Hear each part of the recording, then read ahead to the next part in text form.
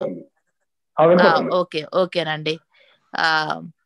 మరి రెవరెండ్ ఐజయ్య గారు మరి పుట్టుకతోని మరి బ్లైండ్, కానీ దేవుడు తన హృదయాన్ని ఆకర్షించుకొని మరి వాక్యము మీద బ్రదర్ కి ఉన్న ఆ యొక్క ఆశ, మరి దేవుడు అద్భుతమైన రెవల్యూషన్స్ మరి ఐజయ్య గారి ద్వారా ఐజయ్య గారికి అనుగ్రహించారు. ఎంతో మందికి ఆశీర్వాదకరంగా ఉంటున్నారు.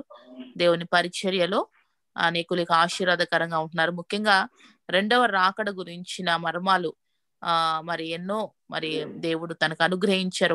ఒక బుక్ కూడా రాశారు రెండో రాకడ గురించి. చాలా బుక్స్ రాసినట్టున్నారు రెండో రాకడ గురించి. మరి ఈరోజు ఐజయ్య గారు, మీరు అసలు ఎలా దేవునిలోకి వచ్చారు, దేవుని నమ్మారు, అది కొద్దిగా మీ గురించి షేర్ చేసుకొని తర్వాత వాక్యంలోనికి మనం వెళ్దామండి. మీకు వాయిస్ బాగా వస్తుందా? సరిపోతుందా? సరిపోతుంది. అందరూ సరిపోతుంది, బానే ఉంది కదండి. కొద్దిగా ఇంక్రీజ్ చేసుకుందాం ఆ వాయిస్. వినపడుతుందండి బానే.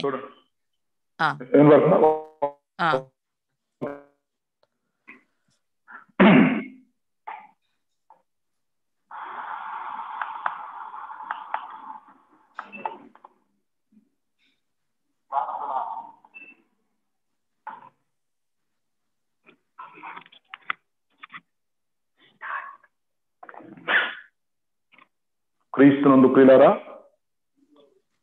యేసుక్రీస్తు వారి ఘనమైన ఉన్నతమైన నామములో రాత్రికాల సమయంలో ఏర్పాటు చేయబడినటువంటి ప్రేయర్ సెల్ గ్రూప్ ఏర్పాటు చేసినటువంటి ఈ కృతజ్ఞత కూడికకు విచ్చేసిన మీ అందరికీ హృదయపూర్వకమైన వందనాలు, శుభాలు తెలియజేస్తున్నాం. ఈ ప్రేయర్ సెల్ గ్రూప్ మీటింగ్ లో మీతో కలిసి సహవాసం కలిగి ఉండటానికి, వాక్య పరిచర్య చేయడానికి దేవుడు నాకు ఇచ్చిన ఈ మంచి అవకాశం కొరకు ముందుగా నేను దేవునికి స్తుతులు చెల్లిస్తున్నాను. అలాగే చక్కగా ఈ గ్రూప్ ను లీడ్ చేసినటువంటి సిస్టర్ ప్రిస్కిల్లా గారికి, వారితో ఉన్న టీంకి, ఈ ప్రేయర్ సెల్ గ్రూప్ లో ఉన్న వారందరికీ, ఈరోజు మరి ప్రపంచవ్యాప్తంగా ఆయా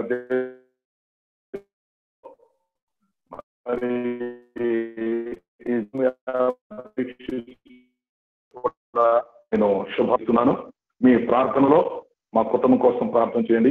అంచె దినాల్లో ఇంకా దేవుడు తన సేవలో బలంగా వాడుకునేటట్లుగా మీ ప్రార్థనలో జ్ఞాపకం చేసుకోవాలని ప్రేమతో మనవి చేస్తున్నాను. ఈ సమయంలో ప్రార్థన చేసుకొని మనం దేవుని వాక్యంలోకి వెళదాము. క్లుప్తంగా నా సాక్ష్యాన్ని మీకు చెప్పి, అలాగే కృతజ్ఞత గురించి 2 విషయాలు చెప్పి, ప్రభు రాకడ గురించి కూడా చెప్పడం జరుగుతుంది. కనుక మన ముందున్నటువంటి సమయాన్ని జాగ్రత్తగా వినియోగించుకుందాము. ఈ మాటలు మీరు విని ఆత్మీయంగా బలపడాలని ప్రేమతో మీకు మనవి చేస్తున్నాను. మీరు ఇంకెక్కువగా ఆత్మీయంగా బలపడటానికి క్రీస్తు రాకడ ధ్వని యూట్యూబ్ ఛానల్లో, అలాగే ఫేస్బుక్ లో కూడా నా వర్తమానాలు మీకు అందుబాటులో ఉన్నాయి. ప్రతి గురువారం ఉదయం 6 గంటలకి ఆరాధన టీవీలో వర్తమానాలు వస్తున్నాయి. ఆ కార్యక్రమాలు కూడా మీరు చూడొచ్చు. కనుక ఈ వర్తమానాలు మీరు విని ఆత్మీయంగా బలపడవచ్చు అని మీకు మనవి చేస్తున్నాను. ప్రార్థన చేసుకుందాం. ప్రార్థన.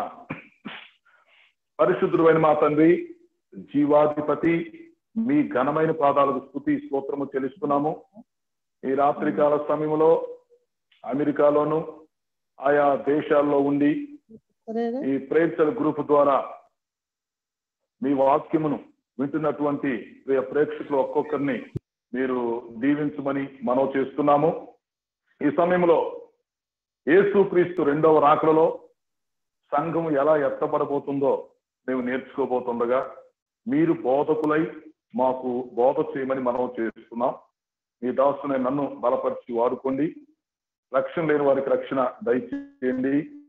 రక్షణ పొందిన వారిని రక్షణలో స్థిరపరిచి మీ రాకడ కొరకు సిద్ధపరచమని మనవి చేస్తున్నాం. అలాగే మీరు చేసిన మేలన్నిటిని బట్టి ఈ సమయంలో మీకు కృతజ్ఞతలు కూడా తెలియపరుస్తున్నాం. సహాయం చేయండి.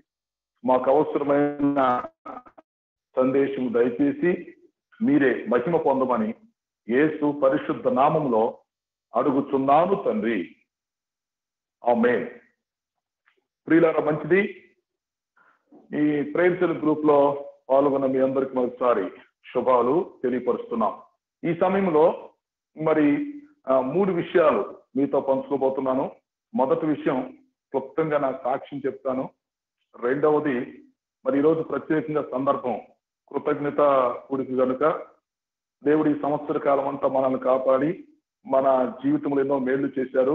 మరి అమెరికా దేశంలో మరి ప్రతి సంవత్సరం నవంబర్ 24వ తేదీ దగ్గర నుంచి క్రిస్మస్ ఒక నెల రోజుల ముందుందనగానే మరి కృతజ్ఞత కూడిక పెట్టడం నాకు ఇవన్నీ ఆనవాయితీకి జరుగుతుంటాయి కనుక కృతజ్ఞతకు సంబంధించిన విషయాలు కొన్ని చెప్తాను. మూడవది యేసుక్రీస్తు రెండవ రాకడలో సంఘం ఎలా ఎత్తబడుతుందో, ఏ విధంగా ప్రభు రాకడ కొరకు మనం సిద్ధపడి ఆయన రాజ్యంలో ప్రవేశించాలో ఆ విషయం కూడా మీకు చెప్పడం జరుగుతుంది. కనుక మరి ఉన్న సమయంలో ఈ 3 విషయాలు క్లుప్తంగా మీతో షేర్ చేసుకోవడం జరుగుతుంది. దేవుని యొక్క వాక్యం కొరకు మీ మనసుల్ని సిద్ధం చేయాలని ప్రేమతో మనవి చేస్తున్నాను. ముందుగా నా సాక్ష్యాన్ని మీకు తెలియపరుస్తాను.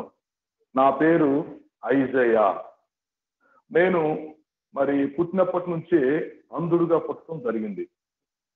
మా గృహంలో ఎవరు అలాగా లేరు. నేను చిన్నప్పటి నుంచే కళ్ళు లేకుండా పుట్టాను. అయితే మా కుటుంబీకులు మరి చాలా మంది బాధపడ్డారు. ఎవరికి ఇలా జరగలేదు, ఈ వ్యక్తికి ఇలా జరిగింది, మరి పెద్ద అయిన తర్వాత ఈ వ్యక్తి ఎలా ఉంటాడో, ఇతన్ని ఎవరు చూస్తారని చెప్పి మా తల్లిదండ్రులు బంధువులు బాధపడుతూ ఉండేవారు. చిన్నప్పటి నుంచి అంధుడుగా ఉన్నటువంటి నేను ముఖ్యంగా చిన్న వయసులోనే సండే స్కూల్కి వెళ్ళటం జరిగింది. ఆ సండే స్కూల్ ప్రభావం నా మీద చాలా ఉంది. మరి సండే స్కూల్లోనే చక్కగా ప్రార్థన చేయటం, పాటలు, కంటక వాక్యాలు, ఈ బైబిల్ స్టోరీస్ ఇవన్నీ నేర్చుకోవటం, మిషనరీ భక్తుల జీవిత చరిత్రలో తెలుసుకోవటం, ఇవన్నీ సండే స్కూల్లో జరిగాయి. అప్పుడు నాకు చిన్నప్పుడే ఆశ వచ్చింది, నేను ఎలాగైనా సరే పెద్ద అయిన తర్వాత సేవ చేయాలి, ఆత్మను రక్షించాలి, నేను కూడా ఒక మంచి మిషనరీ కావాలనేటువంటి ఆలోచన తెలియకుండానే చిన్న వయసులోనే వచ్చింది. అంతేకాకుండా నేను 10 సంవత్సరాల వయసులో ఉన్నప్పటి నుంచే వాక్యం చెప్పేవాడిని. ఒకవైపు సండే స్కూల్కి వెళ్ళేవాడిని, కొన్ని స్థలాల్లో వాక్యం చెప్పేవాళ్ళు లేకపోతే పెద్దలకు వాక్యం చెప్పడానికి నన్ను తీసుకెళ్ళి చెప్పించేవాళ్ళు. ఆ విధంగా చిన్న వయసు నుంచి దేవుని యొక్క ప్రత్యక్షత ఎలా వచ్చిందో మరి దేవుడు చిన్న వయసు నుంచి వాడుకోవటం మొదలు పెట్టాడు. తర్వాత నేనైతే నా 17వ సంవత్సరం మారుమనసు పొందాను, 18వ సంవత్సరం బాప్తిస్మం తీసుకున్నాను, 20వ సంవత్సరంలోనే దేవుని సేవ సమర్పించుకోవడం జరిగింది. డిగ్రీ వరకు మరి బ్రెయిలీలో చదువుకోవడం జరిగింది. ఒక 2-3 సార్లు గవర్నమెంట్ జాబ్ చేసే అవకాశం వచ్చింది, జాబ్కు వెళ్ళలేదు. నేను దేవుని సేవ చేయాలని ఆలోచన కలిగి ఉన్నాను. నశించిపోతున్న ఆత్మను రక్షించాలనేటువంటి ఆలోచన చిన్న వయసు నుంచే దేవుడు నాలో పెట్టాడు. ఆ విధంగా మరి సండే స్కూల్ ప్రభావాన్ని బట్టి ఆ తర్వాత యవ్వన కాలంలో రక్షణ పొందటం, చిన్న వయసు నుంచి దేవుడు వాక్యం చెప్పే కృప ఇవ్వటం, దీని అంతటిని బట్టి మరి 20 సంవత్సరాల వయసు వచ్చేసరికి దేవుని యొక్క సేవ చేసేటువంటి అవకాశం దేవుడు నాకు ఇచ్చాడు. దేవుని యొక్క సేవకు సంపూర్ణంగా సమర్పించుకొని వచ్చాను. ఆ తర్వాత అంధుడైనటువంటి నన్ను దేవుడు తన సేవలో బలంగా వాడుకోవటం మొదలు పెట్టాడు. ఒక విధంగా చెప్పాలంటే ఇంచుమించు ఒక 12 సంవత్సరాల నుంచి ఆరాధన టీవీలో వాక్యం చెప్పే అవకాశం దేవుడిచ్చాడు.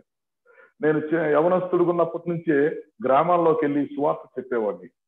ఆంధ్ర రాష్ట్రంలో దాదాపు ఒక 3000 గ్రామాల్లో ఇంటింటి సువార్త ప్రకటించడానికి దేవుడు అవకాశం ఇచ్చాడు. ఆ తర్వాత బైబిల్ స్కూల్ ప్రారంభించడానికి దేవుడు అవకాశం ఇచ్చాడు. ఆ బైబిల్ స్కూల్లో ఇంచుమించు ఒక 1500 మందిని తయారు చేశాం. ఇప్పుడు 1000 మందికి పైగా దేవుని యొక్క సేవలు అక్కడక్కడ వాడబడతా ఉన్నారు.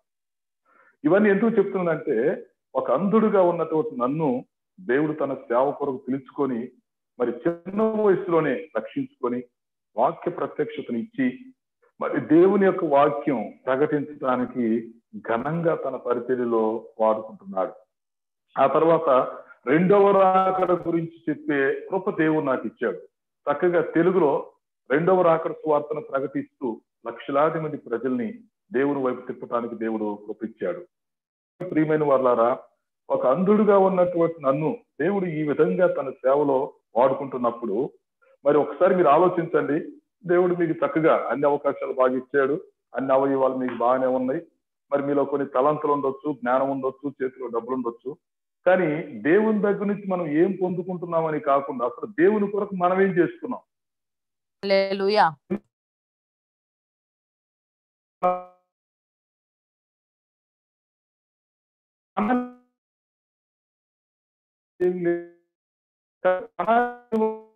ఏమైనా ఇవ్వగలడు. దాని గురించి ఇప్పుడు ఆలోచించాల్సిన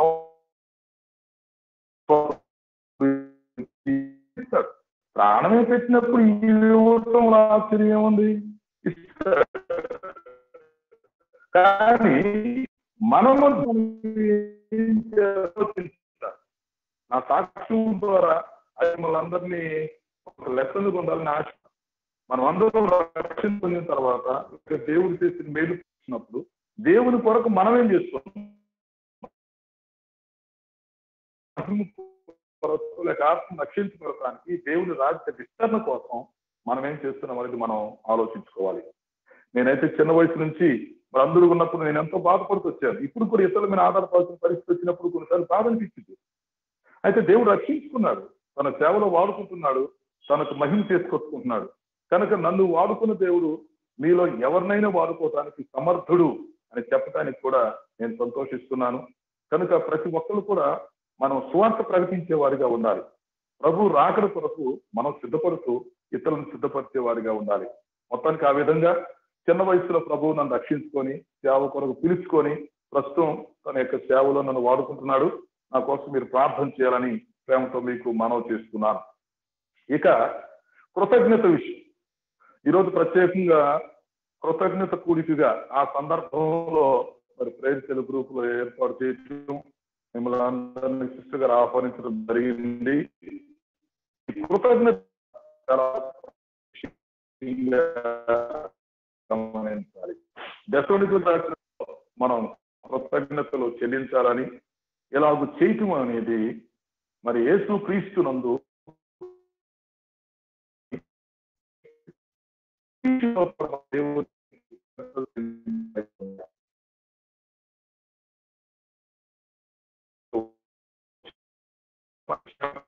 ఈ కరోనా వైరస్ ద్వారా ఎంతో మంది మరణిస్తున్నారు, ఎంతో మంది సఫర్ అవుతున్నారు. దేవుడు మనల్ని కాపాడి సజీవులతో ఉంచినందుకు ఆయనకి మనం ఏమి ఇవ్వగలం, ఏమిచ్చి ఆయన రుణం తీర్చగలం? మనకంటే మంచోళ్ళు లేక మనకంటే యోగ్యులైన వారు ఈ లోకాన్ని విడిచిపెట్టి చాలా మంది వెళ్ళిపోయారు, మనం ఉండిపోయాము.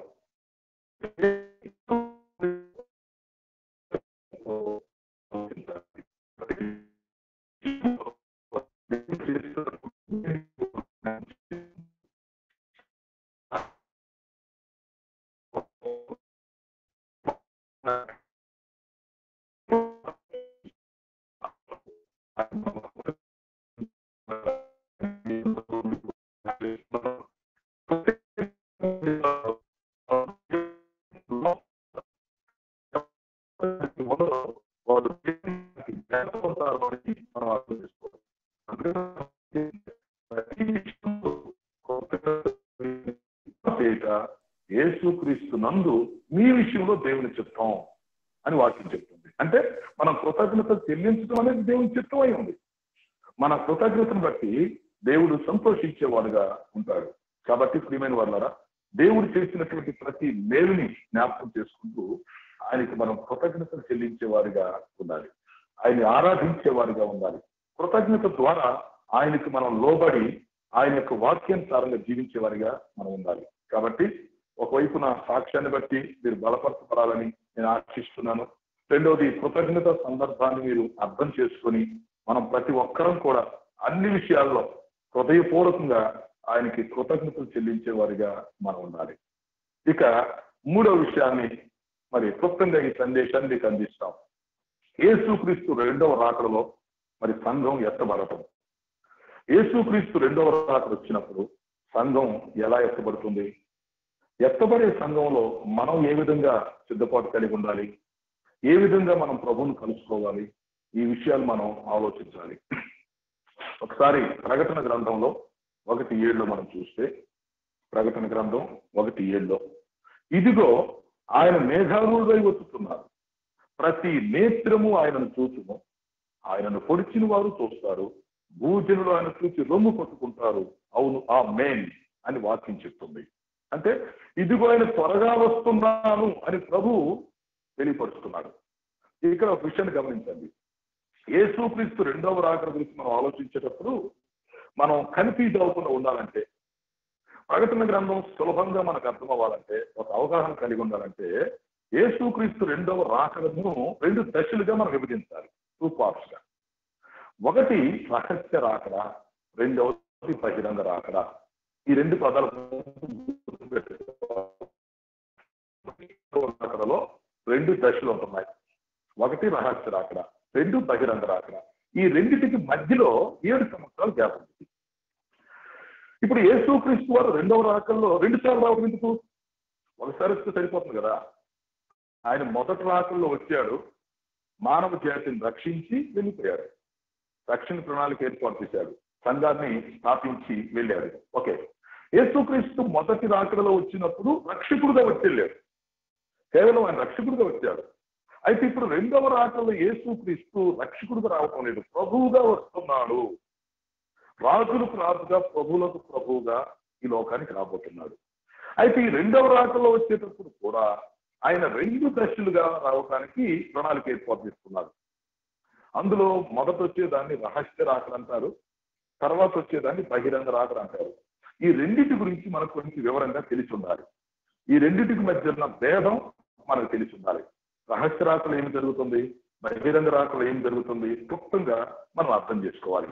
ఓకే, ముందు రహస్య రాకడ గురించి మనం ఆలోచిస్తే, ప్రియమైన వారులారా, యేసుక్రీస్తు వారు రహస్య రాకడలో గమనించండి, పరలోకములో నుండి బయలుదేరి ఆయన మధ్యాకాశానికి వస్తాడు. రహస్య రాకల్లో భూమి మీదకు రాడు, పరలోకములో నుంచి బయలుదేరినటువంటి ఆయన మధ్యాకాశానికి వస్తాడు. రహస్య రాకలో ఎందుకు వస్తున్నాడు అంటే, సంఘాన్ని తీసుకుని వెళ్ళటానికి వస్తున్నాడు. రహస్య రాకడ అనేది సంఘం యొక్క కాన్సెప్ట్ అన్నమాట. మానవ జాతి అంతటి కోసం కాకుండా కేవలం పరిశుద్ధుల కోసం, సార్వత్రిక సంఘం కోసం ముందు రహస్య రాకల్లో వస్తున్నాడని మనం అర్థం చేసుకోవాలి. ఎందుకంటే ఈ మానవ జాతి, ముఖ్యంగా సార్వత్రిక సంఘంలో 2 బ్యాచ్లు ఉన్నాయి. ఒకటి క్రీస్తునందు మృతి నొందిన వాళ్ళు, రెండవది క్రీస్తునందు సజీవులు. యేసుక్రీస్తు నమ్ముకొని చనిపోవడంతో ఒక బ్యాచ్ అనుకోండి. ఇప్పుడు యేసుక్రీస్తు నమ్ముకొని బ్రతికున్నటువంటి మనము ఒక బ్యాచ్. ఈ 2 బ్యాచ్లు కలిపినప్పుడు సార్వత్రిక సంఘం అవుతుంది. క్రీస్తునందు మృతి నొందిన మృతులు ప్లస్ క్రీస్తునందున్న సజీవులు, దట్ ఈజ్ కూడా సంఘం. కాబట్టి ఇప్పుడు యేసుక్రీస్తు రహస్య రాకల్లో ఎందుకు వస్తున్నాడంటే, ముందు సంఘాన్ని తీసుకెళ్ళాలి. ఈ సంఘాన్ని న్యాయపీఠం దగ్గర తీసుకుని వెళ్ళి బహుమానాలు ఇచ్చి తర్వాత పరలోకానికి తీసుకుని వెళ్ళాలి. అందువల్ల సంఘము కోసం ఆయన రహస్య రాకల్లో వస్తున్నాడు. ఓకే, మరి ఇప్పుడు సంఘాన్ని తీసుకెళ్లాలంటే ఏం చేయాలి? సంఘం 2 ప్లేసుల్లో ఉంది, బాగా అర్థం చేసుకోండి. ఎట్లా? ఈ క్రీస్తునందున్నటువంటి మృతులు ఎక్కడ ఉన్నారు? ఇప్పుడు భూమి మీద లేరు. క్రీస్తునందున్న మృతులు ప్రస్తుతానికి ఎక్కడ ఉన్నారంటే వాళ్ళు పరదేశంలో ఉన్నారు. పరదేశం ఎక్కడుంది? 3వ ఆకాశములో అదొక పార్ట్.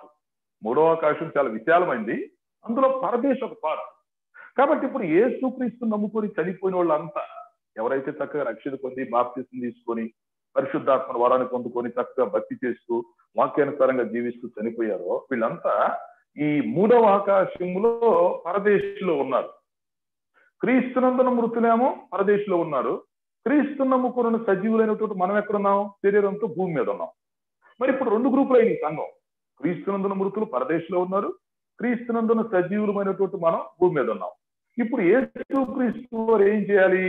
రహస్య రాకల్లో వచ్చి ఈ 2 గ్రూపులను తీసుకెళ్ళాలి.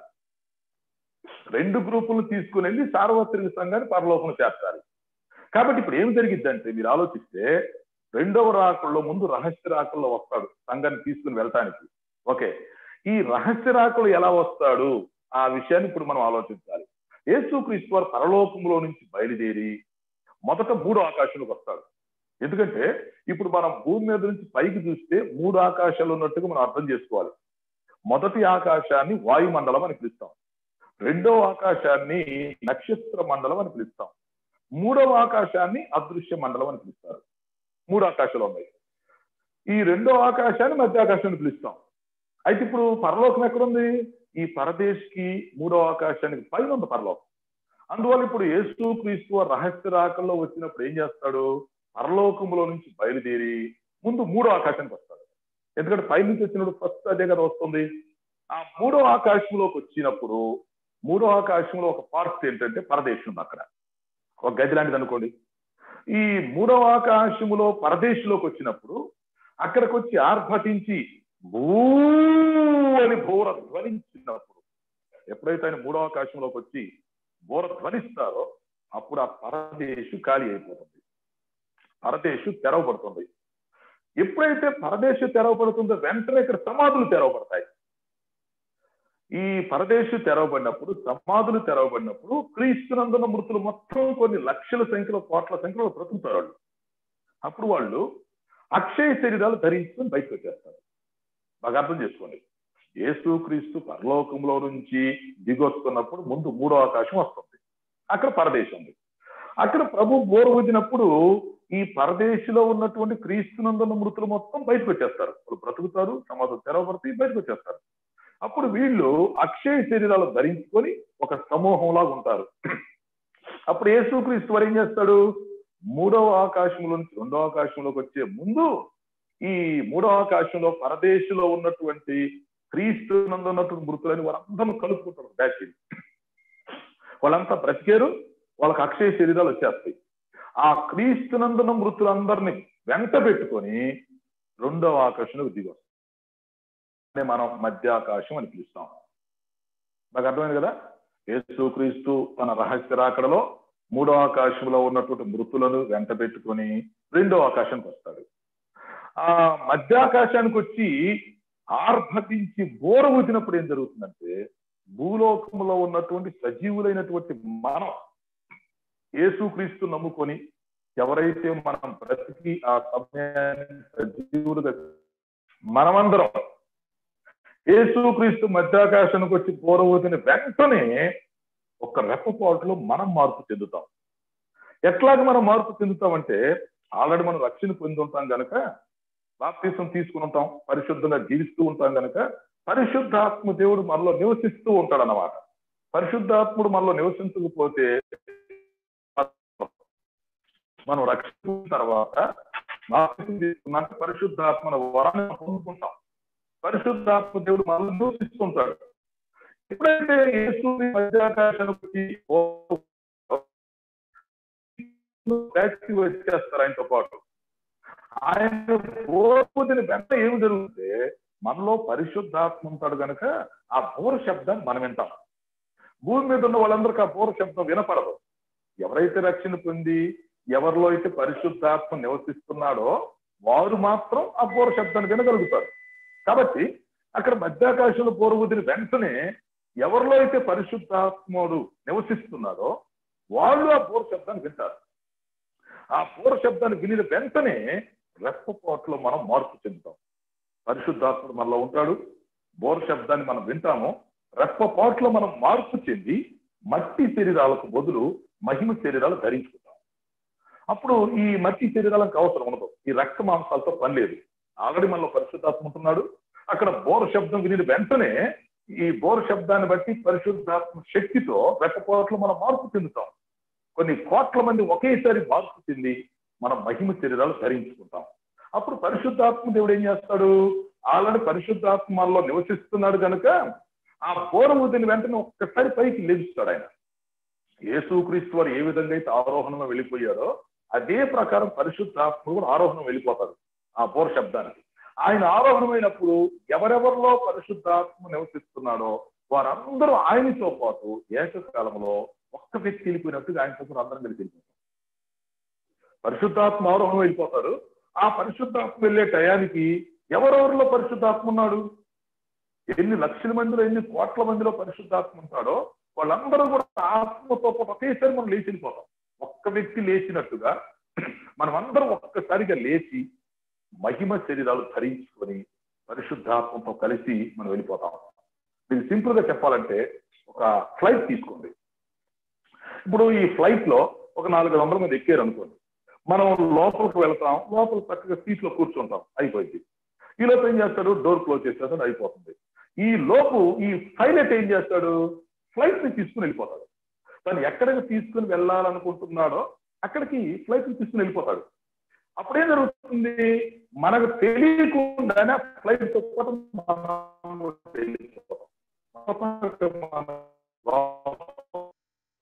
పైలట్ ఫ్లైట్ ని తీసుకుని వెళ్ళిపోతాడు. ఫ్లైట్ తో కూడా మనం కూడా వెళ్ళిపోతాం. ఆ ఫ్లైట్ ఎక్కడికి తీసుకుని వెళ్ళాలనుకుంటారో అక్కడికి తీసుకెళ్లి ఆ ఫ్లైట్ ని ల్యాండ్ చేసినప్పుడు, దూరం చేసినప్పుడు మనం దిగిపోతాం. సేమ్ సంఘం ఎత్తబడేటప్పుడు ఇదే జరిగింది. యేసుక్రీస్తు మధ్యాకాశంలో బోరబొద్దిన వెంటనే ఎవరెవరిలో అయితే పరిశుద్ధాత్మ దేవుడు నివసిస్తున్నాడో వీళ్ళంతా ఒక సంఘం అయిపోతారు. ఈ క్రీస్తున్న సజీవులు మొత్తం ఒక ఫ్లైట్ లాగా, ఒక ఫ్లైట్ లో ఒకే బ్యాచ్ ఉన్నట్టుగా వీళ్ళంతా ఒక సంఘం అయిపోతారు కనుక పైలట్ ఏ విధంగా ఫ్లైట్ ని తీసుకుని వెళ్ళిపోతున్నాడో పరిశుద్ధాత్మ దేవుడు లక్షల సంఖ్యలో, కోట్ల సంఖ్యలో ఉన్నటువంటి సంఘాన్ని ఒక రెప్పపోట్లో తీసుకుని వెళ్ళిపోతాడు. పరిశుద్ధాత్మ మనలో ఉన్నందువల్ల సంఘంతో కలిసి అందరం కలిసి ఒక్కటెత్తి వెళ్ళినట్టుగా ఏకకాలంలో వెళ్ళిపోతాం. అప్పుడు ఈ భూగ్రహాన్ని దాటి ఈ వాయుమండలాన్ని దాటుకొని రెండో ఆకాశంలోకి మనం వెళ్ళిపోతాం. దాన్ని మధ్యాకాశం అన్నారు. పరిశుద్ధాత్ముడు వెళుతుంటాడు, ఆయనతో పాటు సంఘమైనటువంటి మనం కూడా వెళ్ళిపోతాం. మనం వెళ్ళేసరికి అక్కడ యేసుక్రీస్తు వారు మనకి ఎదురు చూస్తుంటాడు. ఆయనతో పాటు క్రీస్తునందున్న మృతులు కూడా అక్కడే ఉంటారు. వాళ్ళు ఆల్రెడీ మూడో ఆకాశం నుంచి రెండో ఆకాశానికి వస్తున్నారు. మనం ఇప్పుడు భూగ్రహం మీద నుంచి వెళ్ళిపోయి మొదటి ఆకాశం దాటి రెండో ఆకాశంకి వెళ్ళిపోతాం. మనం వెళ్ళిన వెంటనే ఏం జరుగుతుంది? పరిశుద్ధాత్మ దేవుడు రెండు బ్యాచ్లను కలిసి ఏకం చేస్తాడు. క్రీస్తునందున్న మృతుల్ని, క్రీస్తునందున్న సజీవుల్ని ఇద్దరిని కలిపి ఒక బ్యాచ్గా చేస్తాడు. దాన్నే సార్వత్రిక సంఘం అంటారు. మధ్యాకాశంలో సార్వత్రిక సంఘం ఫామ్ అవుతుంది అన్నమాట. క్రీస్తునందున్న మృతులు అటు నుంచి వచ్చేసారు, వాళ్ళు యేసుక్రీస్తుతో పాటు వాళ్ళు వెంట వచ్చారు. క్రీస్తునందున్న సజీవులను వీటి నుంచి పరిశుద్ధాత్మ తీసుకెళ్ళిపోతాడు మనల్ని. అప్పుడు మధ్యాకాశం రెండు బ్యాచ్లు కలుసుకుని ఒకే బ్యాచ్ చేస్తాం. రెండు బ్యాచ్లు కలిపేస్తారు పరిశుద్ధాత్మ దేవుడు. ఆ తర్వాత ఏం జరుగుతుంది? రెండు బ్యాచ్లు కలిపి ఒక బ్యాచ్ చేసినాక, అంటే మనమంతా సార్వత్రిక సంఘం అయిపోయిన తర్వాత ఈ సార్వత్రిక సంఘాన్ని పెండ్లి కుమారుడైనటువంటి యేసుక్రీస్తుతో పెండ్లి కుమార్తెను కలుపుతాడు. పెండ్లి కుమారుడైనటువంటి యేసుక్రీస్తుతో పెండ్లి కుమార్తె అయినటువంటి వధువు సంఘాన్ని పెండ్లి పెద్ద అయినటువంటి పరిశుద్ధాత్మ దేవుడే కలిపేస్తాడు. ఆ విధంగా యేసుక్రీస్తును సంఘం మధ్యాకాశంలో కలుసుకుంటుంది. ఇదంతా రహస్య రాకడలో జరిగే వ్యవహారం. కాబట్టి ఇప్పుడు పరిశుద్ధాత్ముడే ఒక పైలట్ లాగుండి మనం తీసుకెళ్ళిపోతాడు. పరిశుద్ధాత్ముడు ఒక గైడ్ గా ఉండి మనం తీసుకెళ్తాడు. డ్రైవర్ గా ఉండి డ్రైవ్ చేస్తాడు. చివరికి పరిశుద్ధాత్ముడే పెండ్లి పెద్దగా ఉండి పెండ్లి కుమారుడైనటువంటి యేసుక్రీస్తును పెండ్లి కుమార్తె సంఘమును కలపడం జరుగుతుంది. ఈ విధంగా సంఘం ఎత్తబడి మధ్యాకాశంలో ప్రభువును కలుసుకుంటారు, అయిపోతుంది. అది రహస్య రాకడ. ఆ తర్వాత యేసుక్రీస్తు వారి ఈ సంఘాన్ని న్యాయపీఠం దగ్గరికి తీసుకెళ్ళిపోతాడు. మధ్యాకాశం నుండి సంఘమును న్యాయపీఠం దగ్గరికి ప్రభు తీసుకెళ్తాడు. ఆ న్యాయపీఠం దగ్గరే మనకు రావాల్సిన బహుమానాలు, మనకు రావాల్సిన కిరీటాలు అవన్నీ మనకు వస్తాయి. అక్కడ 7 ఏళ్ల విందు జరుగుతుంది. ఆ తర్వాత అక్కడ న్యాయపీఠం దగ్గర మనకి బహుమతులు ప్రధాన కూటం జరుగుతుండగా ప్రభు మనకు బహుమానాలు ఇస్తూ ఉండగా ఏమి జరిగిందంటే, విడవబడినటువంటి మానవ జాతికి అదే 7 సంవత్సరాల కాలంలో భయంకరమైన శ్రమలు వస్తాయి. అర్థం చేసుకోండి, సంఘం ఎత్తబడిపోయింది, మధ్యాకాశంలో ప్రభును కలుసుకుంటుంది. తర్వాత న్యాయపీఠం దగ్గర బహుమానాలు తీసుకుని అందరం బహుమతులు తీసుకుంటూ ఉండగా ఎత్తబడిన సంఘం విడవబడినటువంటి మానవ జాతి మీదకి దేవుని యొక్క ఉగ్రత వస్తుంది. దాన్ని 7 ఏళ్ల శ్రమల కాలం అని పిలుస్తారు. 7 సంవత్సరాలు భయంకరమైన శ్రమలో విడవబడినటువంటి మానవ జాతి మీదకి వస్తాయి. 7 సంవత్సరాల చివరిలో ఏం జరిగిందంటే అప్పుడు వస్తుంది యేసుక్రీస్తు రెండవ రాకడ, రెండవ దశ. దీన్ని బహిరంగ రాకడ అని పిలుస్తారు. ఆ బహిరంగ రాకడలో ఏం జరిగిందంటే యేసుక్రీస్తు వారు మరలా మధ్యాకాశం అవుతున్న సంఘాన్ని వెంట పెట్టుకొని పరలోకంలో నుంచి బయలుదేరి డైరెక్ట్ భూమి మీదకి వచ్చేస్తాడు. యేసుక్రీస్తుతో పాటు దేవదూతలు వస్తారు. ఎత్తబడిన సంఘమైనటువంటి మనం కూడా దిగి వస్తాం ఈ భూమి మీదకి. అందుకే దాన్ని బహిరంగ రాకడ అన్నారు. బహిరంగంగా ఈ భూలోకానికి మనం దిగి వస్తాం. ఆ విధంగా యేసుక్రీస్తు వారు సంఘమైనటువంటి మనలను ఈ భూమి మీదకి మరలా తీసుకొస్తాడు. అప్పుడు ఈ భూలోకంలో 1000 ఏళ్ల పరిపాలన జరుగుతుంది.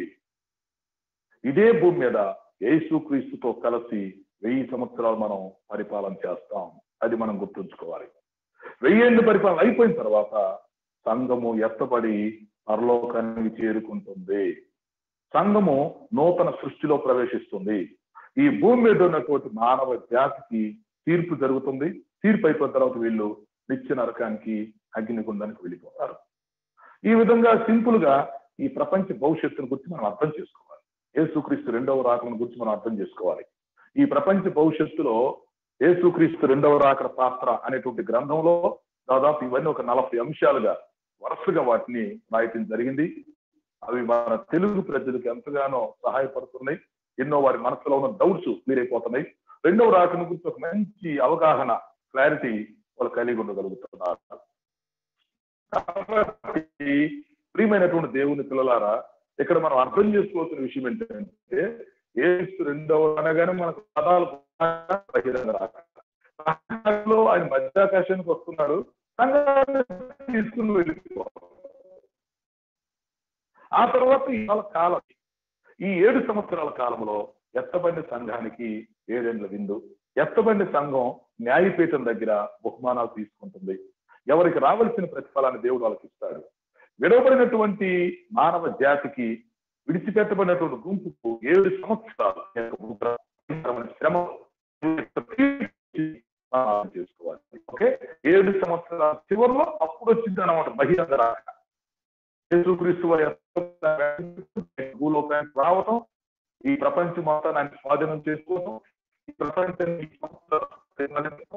జరుగుతుంది. ఈ భూలోకంలో జరిగిన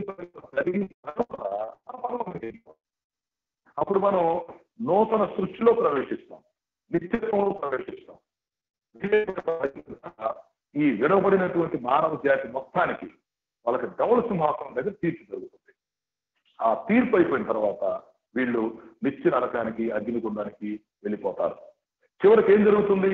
రక్షణ పొందిన వాళ్ళంతా, పరిశుద్ధులందరూ, ఎత్తబడే సంఘంలో ఉన్న వాళ్ళంతా పరలోకంలో ప్రవేశించి నిత్యత్వంలో ఉంటే, ఎవరైతే విడిచిపెట్టబడిన గుంపులో ఉంటున్నారో, ఎవరైతే రక్షణ పొందకుండా ఉంటారో, ఎవరైతే దేవునితో సహవాసం లేకుండా, వాక్యానుసారంగా జీవించకుండా, తమ ఇష్టానుసారంగా పాపంలో జీవించి, భక్తిహీనతలో జీవించి విడిచిపెట్టబడే స్థితిలో ఉంటారో, వారికి తర్వాత తీర్పు జరుగుతుంది. తీర్పు అయిపోయిన తర్వాత నిత్య నరకానికి, అగ్నిగుండానికి వెళ్ళిపోతారు. ఇక్కడ ఒక విషయం ఏంటంటే, పరలోకం శాశ్వతం, నరకం శాశ్వతం. పరలోకానికి వెళ్ళిన వాళ్ళు అక్కడ శాశ్వతంగా ఉంటారు, నరకానికి వెళ్ళిన వారు ఇక్కడ శాశ్వతంగా ఉంటారు. ఇది భవిష్యత్తులో జరగబోతున్నటువంటి వ్యవహారం. చివరికి ఈ సృష్టి మొత్తం నాశనం అయిపోతుంది. శూన్యములో చూసినటువంటి సృష్టి తిరిగి శూన్యం అయిపోతుంది. కాలచక్రం ఆగిపోతుంది.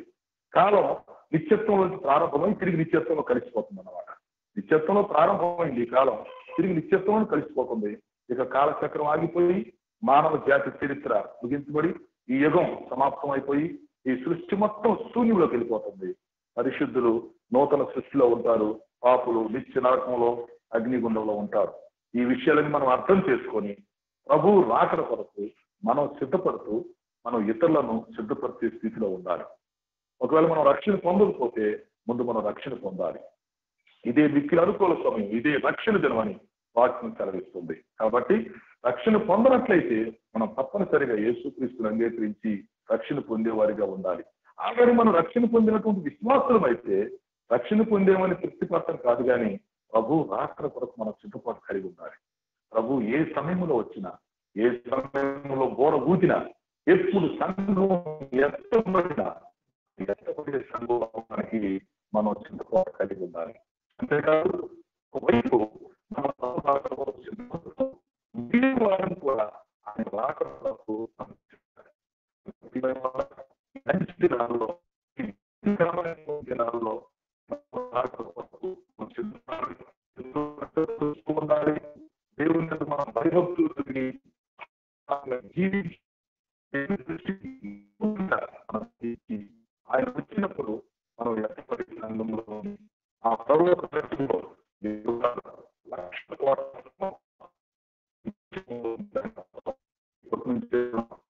కలిగి ఉండాలని ప్రేమతో మీ అనుమతిస్తున్నాను.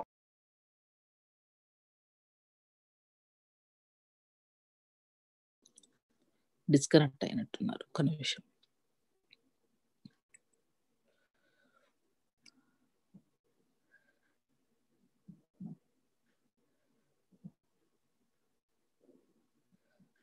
మళ్ళీ జాయిన్ అవుతారు. ఐజియా గారు మీరు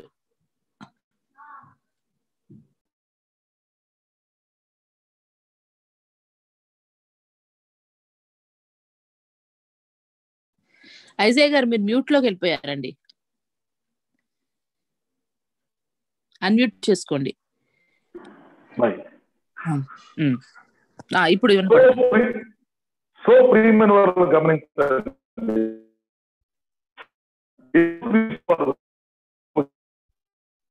మనందరం రక్షణ పొందాలనే ఉద్దేశంతో, తన సంఘాన్ని స్థాపించాలనే ఉద్దేశంతో పెట్టి ఆయన చేయవలసిన త్యాగం అంతా మన వెళ్ళిపోయారు. రాత్రిలో వచ్చి రక్షణ పొందుతారో, ఎవరైతే ఆ రక్తంలో విమోచించబడుతున్నారో వారందరినీ తనతో పాటు సదాకాలం ఉండటానికి వధువు సంఘంగా తీసుకుని వెళ్ళటానికి కనుక ప్రియమైన సోదరి సోదరులారా, ఉన్న సమయాన్ని మనం వృధా చేసుకోకుండా వచ్చిన పక్షాలు పోగొట్టుకోకుండా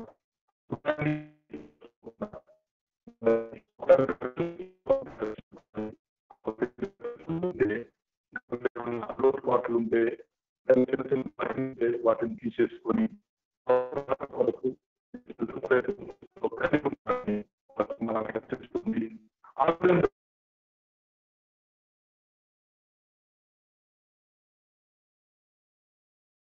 వాయిస్ బ్రేక్ అవుతున్నాడు, కనెక్షన్ ప్రాబ్లం ఉన్నట్టుంది, మళ్ళీ జాయిన్ అవుతున్నారు.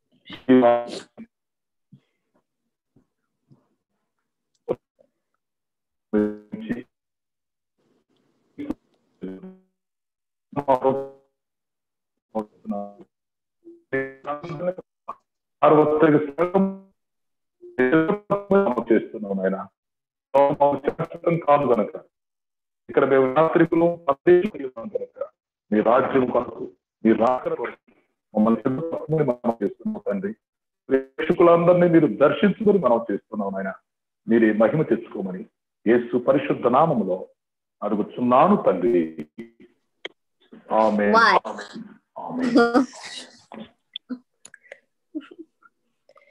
ఆమేన్ ఆమేన్. థ్యాంక్ యూ అండి పాస్టర్ రెవరెండ్ ఐజయ్ గారు.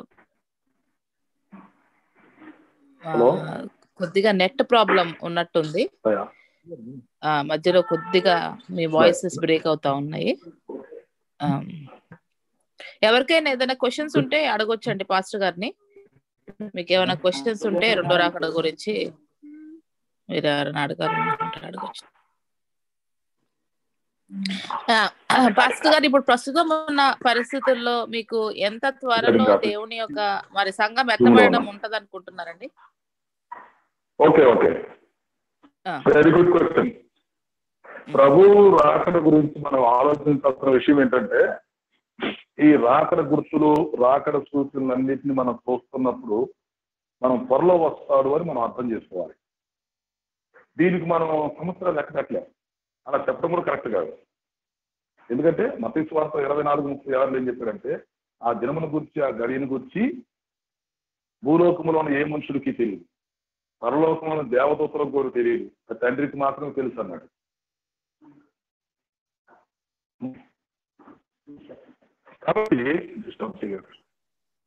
కాబట్టి దానికి మనం డేట్లు ప్రకటించుకుంటే కరెక్ట్ కాదు. ఏ సమయంలో స్థితి కూడా కలిగి ఉండాలి.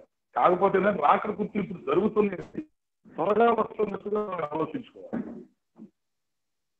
ఇంకొక విషయం ఏంటంటే, ఇదిగో నేను త్వరగా వస్తున్నాను అన్నారు కదా, దానికి మూల భాష ఏమిటంటే, త్వరగా వస్తున్నానంటే ఇప్పుడు త్వరగా వస్తున్నానని కాదు, నేను బయలుదేరితే త్వరగా వస్తున్నానని దాని అర్థం అన్నమాట.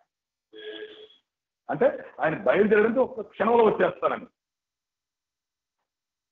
హలో వినపడుతుందండి.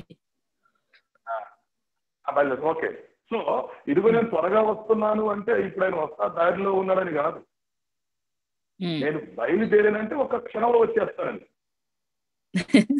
కాబట్టి ఏ క్షణంలోనైనా ఓకే, అది అది అంటే మనం చాలా మంది ఏం చెప్తున్నారు, ఇదిగా ఆయన త్వరగా వస్తున్నాడంటే ఆయన వస్తున్నాడని చెప్తారు అన్నమాట.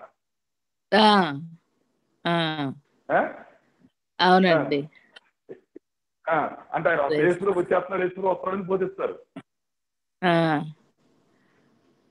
త్వరగా వస్తున్నానంటే అది కదా అర్థం. త్వరగా వస్తున్నానంటే అంటే నేను బయలుదేరానంటే ఒక క్షణంలో ఆగనని. హల్లెలూయా. Praise the lord. ఇంకో ప్రాముఖ్యమైన విషయం ఏమి అర్థం చేసుకోవచ్చు అంటే, అంతటా సువార్త ప్రకటింపబడాలి, అందరూ మారు మనసు పొందాలి.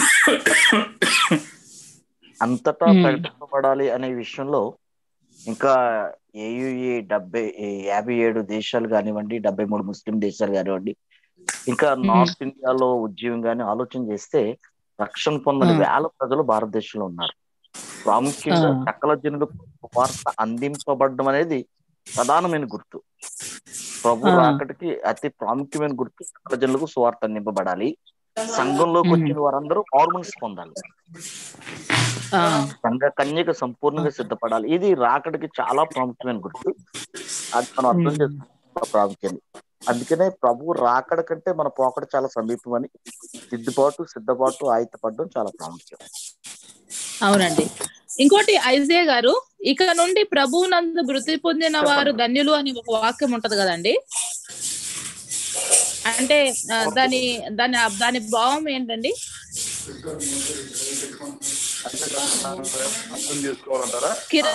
కిరణ్ కుమార్ గారు, మీరు ఒకసారి మ్యూట్ చేసుకోండి మీ ఫోన్.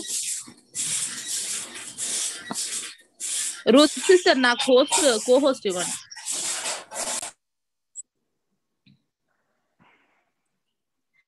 ఓకే.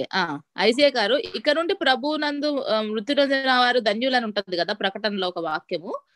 అంటే దాని అర్థము ఏంటంటే, అంటే మృతి పొందడం అన్నది అంటే మృతులుగా ఇప్పుడు చాలా మంది మనం చూస్తున్నాం, దైవ సేవకులు ఎంతో మంది కూడా అంటే చాలా మంది కూడా మనము అంటే వారు మృతి పొందుతున్నారు క్రీస్తునందు. అంటే దాని భావం ఏంటండి కరెక్ట్ గా? ఓకే, దీన్ని మనం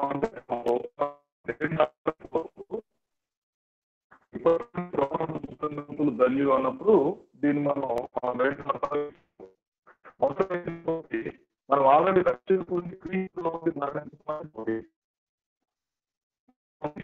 మనం రక్షణ పొందడం ద్వారా మన ధన్యులు అవుతున్నాం.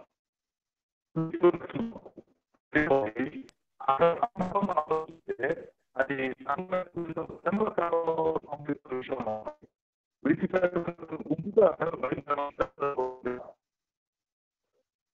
ఆ శ్రమలు తట్టుకోలేదు.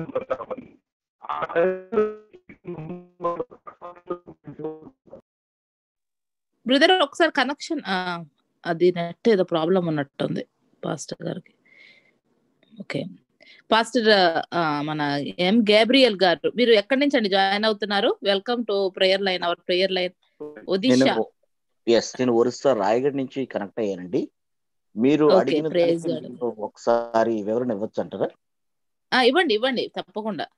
యేసుక్రీస్తునందున్న వారు, ఇప్పుడు యేసుక్రీస్తునందుండి మృతి పొందిన వారు అనే దాన్ని ఆత్మ సంబంధంగా అర్థం చేసుకుంటే, రక్షణార్థమైన మారు మనసు, జీవార్థమైన మారు మనసు అని రెండు విషయాలను పరిశుద్ధ గ్రంథం తెలియజేస్తుంది. అంటే కృప ద్వారా రక్షింపబడ్డాం, క్రియల ద్వారా జీవార్థమైన మారు మనసు పొందాలి. కృపా క్రియ, కృపా కృషి, కృపా సత్యమును ముద్దాడుకుంటూ చాలా అవసరం. కొరింథీ 1 మొదటి పత్రిక 2వ వచనం ప్రకారం, 1 కొరింథీ చాప్టర్ 1 verse 2లో ప్రభునందు పరిశుద్ధపరచబడి పరిశుద్ధులుగా ఉండుటకు పిలవబడ్డాం. రక్షణ ఉచితమే. రక్షింపబడిన మనం ఆయన క్రియలు కొనసాగిస్తూ క్రీస్తునందు ఉండాలి. దైవజనులు ఇందాక చెప్పినట్లుగా సార్వత్రిక సంఘం, మృతులైనటువంటి సంఘము, సజీవులైన సంఘం. అయితే ఈ సార్వత్రిక ప్రపంచ సంఘాలన్నిట్లో దేవునికి ఒక సంఘం ఉంది, దాన్ని ఎత్తబడే సంఘం అనుకోవచ్చు. అలా చివరి వరకు, అంతవరకు ఎవరైతే క్రైస్తవ జీవితాన్ని భయంతో ఒడుగుతో కొనసాగిస్తారో వారి క్రీస్తునందుండి మృతులైన వారు. క్రీస్తును తెలుసుకుని మృతులైన వారు కాకుండా, క్రీస్తును తెలుసుకుని భయముతో వణుకుతో అంతవరకు సజీవ సాక్ష్యం కాపాడుకుంటూ వారు బ్రతికినప్పుడు క్రీస్తునందు ఉన్నారు అని అర్థం చేసుకుంటే చాలా ప్రాముఖ్యమైనది. అంటే మనం చనిపోయేటప్పుడు మన శరీరం సమాధిలోకి వెళ్ళినా మన సాక్ష్యం సమాధిలోకి వెళ్ళటం చాలా ప్రాముఖ్యం అనేది ఆత్మీయంగా మనం గ్రహించాల్సిన విషయంగా నేను ఎరిగిన వాడిగా ఉన్నాను. థ్యాంక్ యూ అండి పాస్టర్ గారు ఫర్ క్లియర్ ఆన్సర్. ఇంకా నేను రాజమండ్రి నుండి 17 సంవత్సరాలుగా ఒరిస్సాలో మంచి పరిచయం చేయడానికి ప్రభు జ్ఞాపకం చేసుకున్నారు. ఒక మిషనరీగా ఇక్కడ వర్క్ చేస్తా ఉన్నానండి. Okay, wonderful. ఒక మంచి ట్రైబుల్లో 42 మందిని ప్రభు దగ్గర నడిపించడానికి కూడా ప్రభు సహాయం చేశాడు. Praise the Lord, glory to God అండి, గ్లోరీ టు గాడ్. నార్త్ ఇండియాలో ఇంకా 200 గ్రామాలకు ఒక పాస్టర్ గారు ఒక మందిరం లేని పరిస్థితి ఉంది.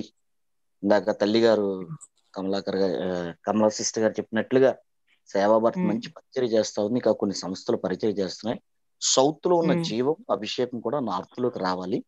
నార్త్ అప్ టు హర్యానా వరకు, ఒరిస్సా గానీ, మధ్యప్రదేశ్ గానీ, వెస్ట్ బెంగాల్ గానీ, ఛత్తీస్గఢ్ గానీ, ఈ నార్త్ లో సరైనటువంటి పరిచయం లేదు, జీవం లేదు, ప్రభావం లేదు, దర్శనం లేదు. దాని గురించి మీ ప్రేయర్లో జ్ఞాపకం చేసుకోండి. పర్సనల్ గా ప్రాబ్లమ్స్ కూడా మీతో ప్రేయర్ విషయంలో మీ ప్రేయర్ సహాయం కోరాలనుకుంటున్నాం. మంచి సాక్ష్యాలు విన్నాం. వస్తాం, నేను చాలా రోజు ఫాస్టింగ్ లో ఉండే ఈరోజు కొంచెం డిసప్పాయింట్ అయ్యాను. అమ్మగారి సాక్ష్యం స్టార్టింగ్ లో విని నాకు చాలా ఎంకరేజ్ అనిపించి నేను మళ్ళీ ప్రార్థనలోకి వెళ్ళగలిగాను. Very good brother, very good. అదే మరి దేవుడు మనమందరము అవయవాలుగా ఉంటున్నాం కదా సార్వత్రిక సంఘంలో, కాబట్టి ఒకరి ద్వారా ఒకరు దేవుడు ప్రేయర్ చేసుకున్నాను కానీ డిసప్పాయింట్ అయ్యాను. ఎందుకు బలమైన పరిచర్య చేయలేకపోతున్నాం, కృంగిపోయినట్లుగా అనిపించింది. కానీ అమ్మగారు సాక్షి ఉన్నప్పుడు ఒక సామాన్యురాలు, ఒక స్త్రీని ప్రభు హెచ్చించుకున్నప్పుడు దేవుడు ఒక సామాన్య సేవకుడిని ఎందుకు వాడుకోవడానికి ఒక ధైర్యం కలిగి వెంటనే మరలా మోకాళ్ళ మీదకి వెళ్ళడానికి ప్రభు సహాయం చేశారు. Hallelujah, all glory to God, praise the Lord. అద్భుతమైన సాక్ష్యం అండి. అదే మా ప్రేయర్ మీటింగ్స్ ద్వారా కూడా, అంటే మేము చాలా ప్రార్థన చేస్తామండి. ఒక ప్రేయర్ మీటింగ్ ఏర్పాటు చేయాలంటే ఇక మనుషులు ఎంతమంది వస్తున్నారు కాదు, కానీ ఎవరు ప్రభు నీ ప్రణాళికలో ఉన్నారు, ఎవరు ఇక్కడ ఈ సాక్ష్యాన్ని వినాలి, ఈ మెసేజ్ వినాలి, మీరు వారిని తీసుకురండి అనేసి మేము ప్రార్థన చేస్తా ఉంటాము. అదే విధంగా మీరు ఇప్పుడు చెప్తున్న సాక్ష్యాన్ని బట్టి మేము చాలా ఎంకరేజ్ అవుతున్నాం. ఎందుకంటే దేవుడు, పరిశుద్ధాత్మ దేవుడు తన కార్యాన్ని తను కొనసాగిస్తున్నారు అన్న విషయాన్ని బట్టి మేము ఎంతో దేవుణ్ణి మహింపరుస్తున్నాము. చాలా సంతోషంగా ఉంది బ్రదర్. నా హృదయం చాలా విశాలపరచబడింది. దర్శనాన్ని రీచ్ అవ్వగలన్న ఒక హోప్ నా హృదయంలో ఏర్పడింది ఇప్పుడు. Hallelujah, praise the Lord, glory to God. Hallelujah, దేవునికి వందనాలండి. ఐజియా గారు, ఇప్పుడు మీరు జాయిన్ అయ్యారు, ఇందాక మీరు డిస్కనెక్ట్ అవుతున్నారు. ఇప్పుడు ఇంకొక సిస్టర్ పెట్టిన వినపడుతుందండి నా వాయిస్? ఐజియా గారు వినపడుతుంది, కానీ మనకి బ్రదర్ వాయిస్ క్లియర్ గా వినపట్లేదు కదా ఐజియా. ఒక్కసారి మీ వాయిస్ మాకు అంత క్లియర్ గా రావట్లేదండి. ఒకసారి ఇంటర్నెట్ కనెక్షన్ ఒకసారి చెక్ చేసుకోండి. హలో,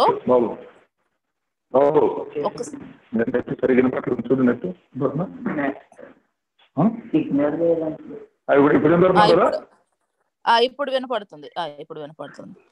ఇప్పుడు ఒక సిస్టర్ పెట్టారు, అది నేను చదువుతున్నానండి.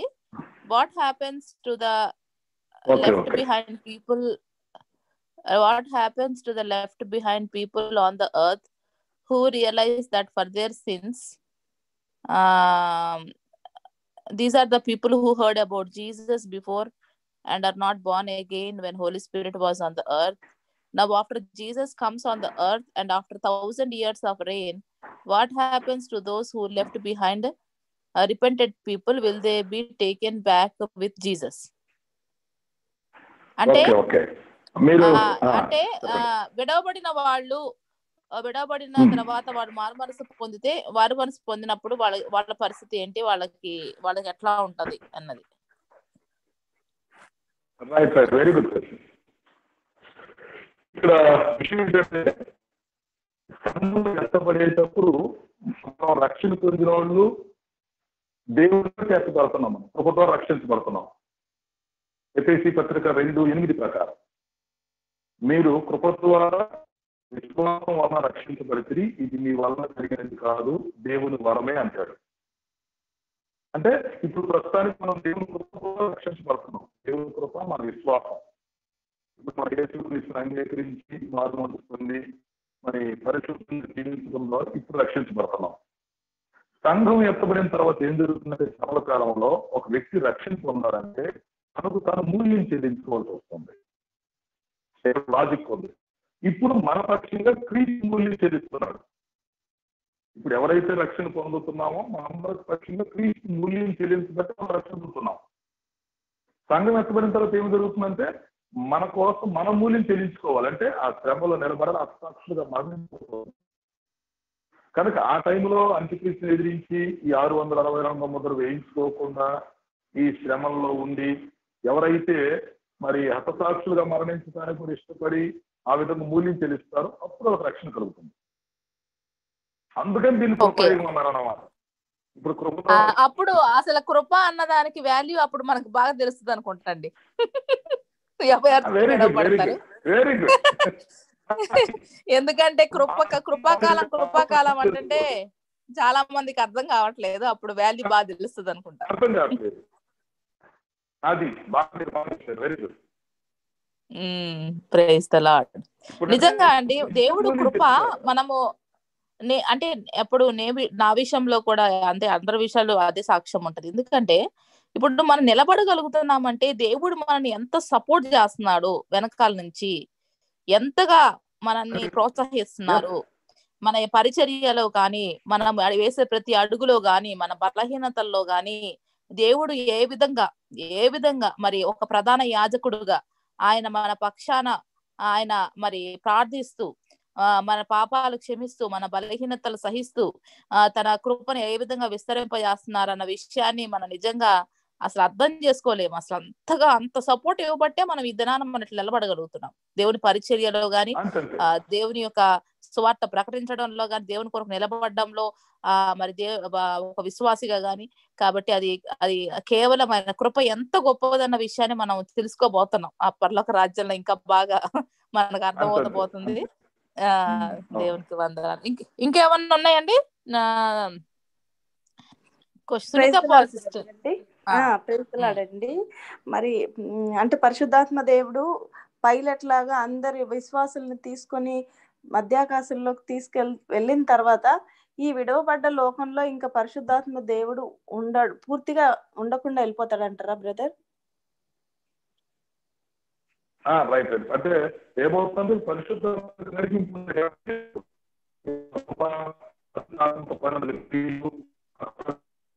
మూల్యం చెల్లించడం, త్యాగం చేయటం, హింసలో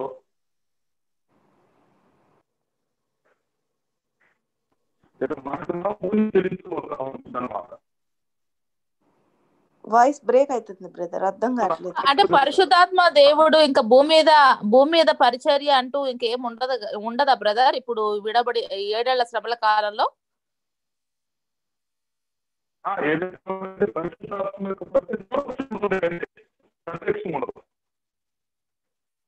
మీ వాయిస్ బ్రేక్ అవుతుందండి,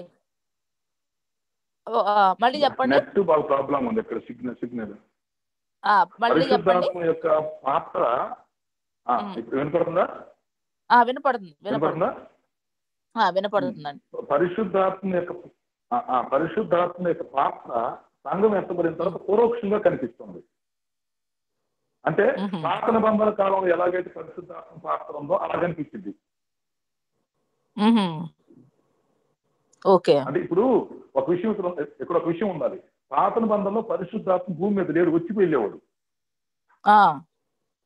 పరిశుద్ధాత్మ వచ్చి అవసరానికి పని చూసుకుని వెళ్ళిపోయేవాడు. కొత్త నిబంధనలో పరిశుద్ధాత్మ కనిపించాడు. పరిశుద్ధాత్మ దిగొచ్చి ఇక్కడే ఉన్నాడు. రేపు సంఘం ఎత్తపడడం తీసుకుని వెళ్ళిపోతాడు. ఈ శ్రమల కాలంలో ఏం జరిగిద్దని ఆ పరిశుద్ధాత్మ పరోక్షంగా పనిచేస్తాడు, పాత నిబంధన కాలంలో పనిచేసినట్టుగా. ఓకే అంటే ఇక ఉంటది కానీ అంతగా ఉండదు, అంతగా ఉండదు అన్నట్టుగా చెప్తున్నారు. అంటే ఇప్పుడు జరుగుతున్నట్టుగా ఇంత ఇదిగా ఉండదు. Okay brother, thank you so much. కానీ ఇంకో చిన్న డౌట్ అండి. ఓకే, పాత నిబంధన కాలం లాగా ఇంకో చిన్న డౌట్ బ్రదర్. మరి మనం ఎత్తబడిన తర్వాత 7 years ఇక్కడ ట్రిబులేషన్స్ ఉన్నప్పుడు 3.5 years ఒక ఇద్దరు ప్రాఫెట్స్ వాళ్ళు విట్నెస్ ప్రాఫెసీ చేస్తూనే ఉంటారు కదా, వాళ్ళు పరిశుద్ధాత్మ సహాయంతోనే చేస్తారంటారా, లేకపోతే అది ఎట్లా పరిశుద్ధాత్మ దేవుడు ఉండకుండా ఎట్లా చేస్తారు? అదొక doubt brother. Very good, very good. అంటే వాళ్ళిద్దరిలో పరిశుద్ధాత్మ ఉంటాడు. నేను ఎంతో చెప్పింది అది, పాత నిబంధన కాలంలో పరిశుద్ధాత్మ ఎట్లా ఆయా సందర్భాల్లో మనుషులు వాడుకున్నాడో పాత నిబంధన కాలంలో. వినపడుతుందా? అదే సిస్టర్, ఇప్పుడు సునీత పాల్ సిస్టర్ అదే అంటుంది బ్రదర్, ఏంటంటే కొంతమందిని దేవుడు అట్లా ఏర్పరచుకున్న వాళ్ళని వారు పరిశుద్ధాత్మ ద్వారానే వారు విట్నెస్ చేస్తుంటారు, లేకపోతే ఎలా చేస్తారు? పాత ప్రవక్తను ఎట్లా దేవుడు వాడుతున్నాడో ఆ సమయంలో ఇద్దరు పాత నిబంధన కాలంలో లాగానా? సో అట్లాగా వాళ్ళ పరిశుద్ధాత్మ ద్వారానే వాళ్ళు పరిచయం చేస్తూ ఉంటారు. ఓకే, ఒక ఏలియా లాగా, ఎలీషా లాగా. అలా బ్రదర్, ఇప్పుడు ఈ టూ విట్నెసెస్ అన్నది కొంతమంది భూమి మీద ఉన్న మనుషులే దేవుడు ప్రత్యేకించుకొని వాళ్ళ ద్వారా మినిస్ట్రీ చేస్తారు అన్నట్టుగా కొంతమంది అంటారు. కొంతమంది ఏమో పైనుండి వాళ్ళు స్పెషల్ గా అనాయింట్ అయ్యి వచ్చిన వాళ్ళుగా ఉంటారంటారు. మీరేమంటారు? వాళ్ళు పైనుంచి రావాలి అంటే ఒక ప్రత్యేకింపబడిన వాళ్ళగా పైనుంచి దేవుడు పంపాలి వాళ్ళని. అంతే అంతే. ఓకే ఓకే ఓకేనండి. ఇంకేమన్నా ఉన్నాయండి క్వశ్చన్స్? ఎవరికైనా ఉంటే అడగొచ్చు పాస్టర్ గారిని. ఓకే, ఒక సిస్టర్ అడుగుతున్నారు, praise the Lord, may the Lord. Okay okay